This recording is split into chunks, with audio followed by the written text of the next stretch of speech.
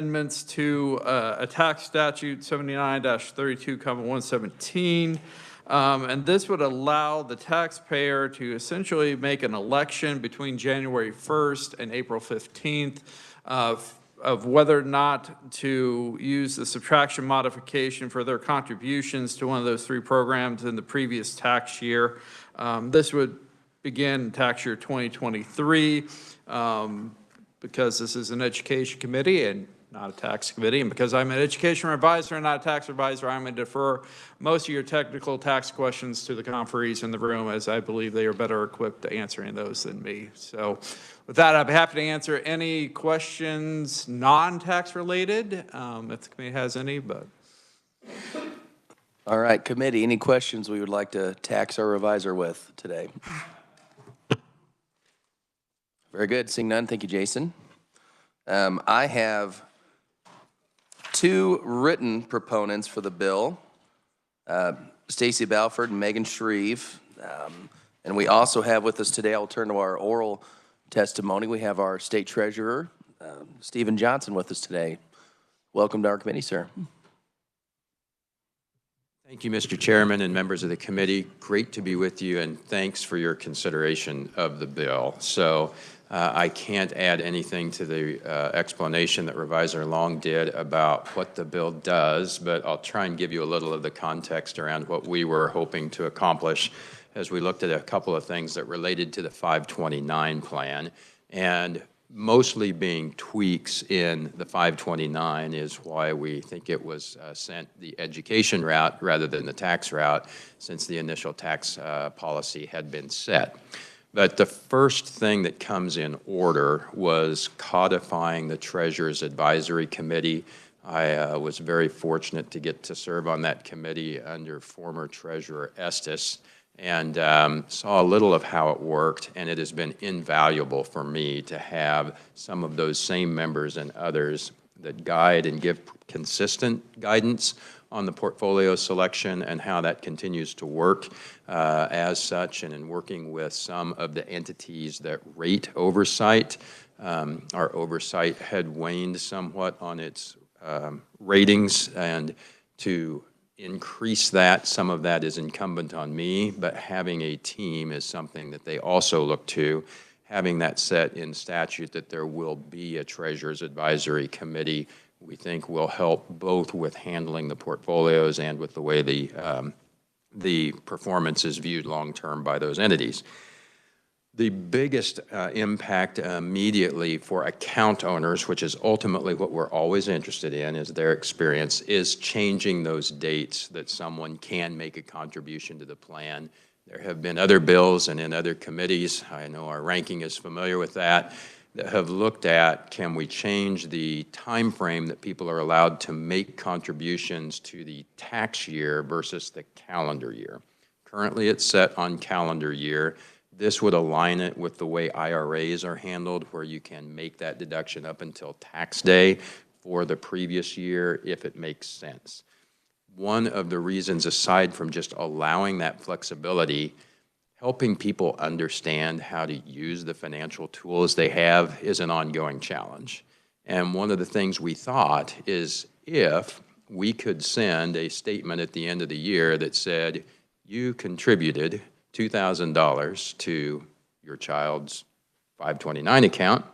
By the way, there's an ability to deduct up to $3,000, and you'd have up until April 15th to make that. Would be a chance to be a little more robust in getting that information out and hopefully allowing account owners that opportunity. The same need exists for the 529 ABLE participants. And while we were doing that, we wanted to make sure we were consistent with other programs. So the first-time home buyers program is added in so that across the programs, the dates would be consistent. Even better, as we look to future programs, they have anticipated that that may be the direction we go, and just to be consistent across those programs that have a deduction on income taxes, we were looking to change that date. So thank you for your consideration. One of the reasons we really appreciate your action on the 360 turnaround is while we don't intend to actively promote it, we were making it active on the publication in the Register rather than in July, such that if someone wanted to do it this year, it would actually be possible. We don't want to confuse people by saying what's happening, so we'll promote it going forward. But should someone want to take advantage of that, it would be possible for tax year 23 if it is passed in its current form. Thanks for allowing that thorough explanation, and I'd appreciate any questions at the appropriate time. All right, thank you, Mr. Treasurer. Seeing no other proponents on the list, seeing no neutrals and no opponents, I believe now would be the time for questions. I will turn to Representative Riley. Thank you, Mr. Chair. So, Treasurer Johnson, you did a really good job explaining the tax information on this. That was very helpful. So, I have 3 questions for you. The first one is, for the committee, could you explain why someone would want to invest in a 529? Second, why would you want to invest in an ABLE, and why that is a special kind of account? And of course, the third one is the first-time home buyer, and that's not just everybody, so clarify a little bit more for everybody why that's a special account. So thank you, Representative, and thanks for your interest in all of that, because that's our passion in the Treasurer's office. Starting with the 529 accounts, how many of you are familiar with the 529s? So pretty similar.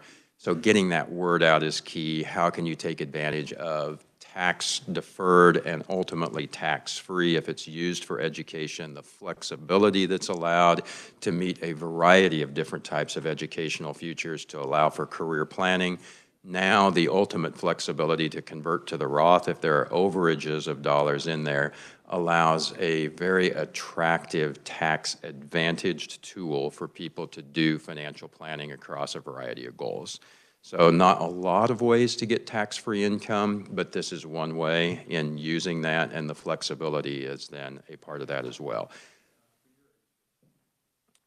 So it could be for my education. It would depend on who I make the beneficiary. I could make myself the beneficiary and plan to go back to some courses that would qualify. I could look, there are courses around the world if I wanted to improve my skills at welding or cooking or any of those types of things, where I could use it to pay those types of expenses. Generally, I'm using it for children and even more commonly grandchildren as a planning tool to enable those options for whatever their future may unfold, and to have the ability to really gain several years of that compound growth. So that's what's attractive of the 529 itself. I'll move on to the ABLE account. That one provides so much flexibility. In 2014, I believe they passed that, again, under Treasurer Estes, and they brought that forward to Kansas.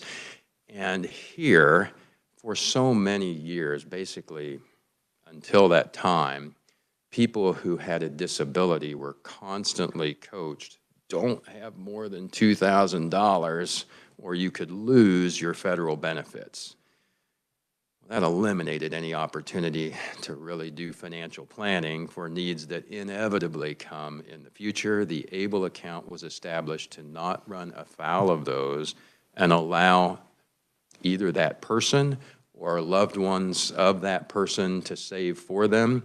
In particular, we're so excited to see those instances where someone is employed gainfully and now can save their money towards transportation, housing, education, medical needs, and even the life experience things that ABLE allows to spend on to join a family vacation or other things like that. Again, it has the same tax-deferred, tax-free use to purpose that is there. Doesn't always have the same number of years to growth, but provides so much more flexibility that did not exist financially for our differently abled members of our society. So that's an overview of ABLE. The first time home buyers was created by this legislature a couple of years ago. to provide a way to save for that purchase. Not as many options as in the 529 accounts, but saving through a savings account or CD to start building up enough for a down payment, the ability to deduct that from the state income tax, and then use those dollars to make the first-time home buyer purchase. So I'm glad to talk more, but thanks for the opportunity to talk that much. Further questions from the committee? Representative Estes. Not a question, but a thank you for loving the ABLE account and all of those accounts, because they do change lives. Very good. Any further questions, committee?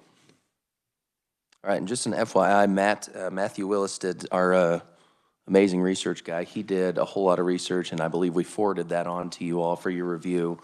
So definitely take a look at that, and if any more questions come up, certainly reach out to myself or the treasurer or Matthew, and we'll be able to get you some answers on that. With that, committee, I will close the hearing on Senate Bill 360. That is our work in its entirety today. So enjoy your weekend, and we will see you Monday at 1:30 right next door. With that, we're adjourned.